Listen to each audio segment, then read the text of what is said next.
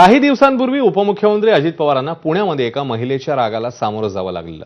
त्यावर आजच्या चिंतन शिबिरात अजित पवारांनी भाष्य केलंय। काही लोक जाणीवपूर्वक लक्ष करून डिवचण्याचं काम करतात, मात्र आपण शांत राहायचं असा सल्ला यावेळी अजित पवारांनी कार्यकर्त्यांना दिला। होप्स आहेत काही शंका नाहीये, पण सर पर्रीकर सर जसे दिवसा कधी फिरायचे तसं तुम्ही कोणीतरी तुमच्याच राहतात, तुम्ही कधीतरी ट्रॅफिकचा टाइम जेव्हा असतं ना तेव्हा कुणीतरी यायला पाहिजे। असं नाही की माहिती नाही असं होऊ शकत नाही। मनोहर पर्रीकर गोव्याचे जे होते मिनिस्टर, ते जसे फिरायचे तसे तुम्ही अननोन कधीतरी टाइम न सांगता व्हिजिट करत चला। काही जण आपल्यावर फार प्रेम असणारी लोक मुद्दाम उचकून देण्याच्या करता काही प्रश्न विचारायचा प्रयत्न करतील, कुणाला तिथं पाठवतील। शांतपणे ऐकायचं।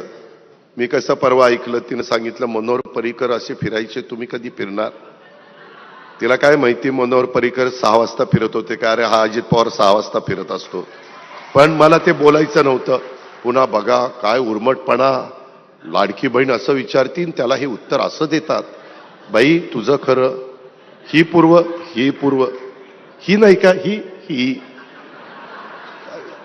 तर तुम्ही पण इथून पुढं तेवढी वेळ मारण्यापुरतं, नंतर खरंच सांगायचं ही पूर्व, हे त्याच्यामुळे तेवढी वेळ मारण्यापुरतं आपल्याला हे करावं लागेल।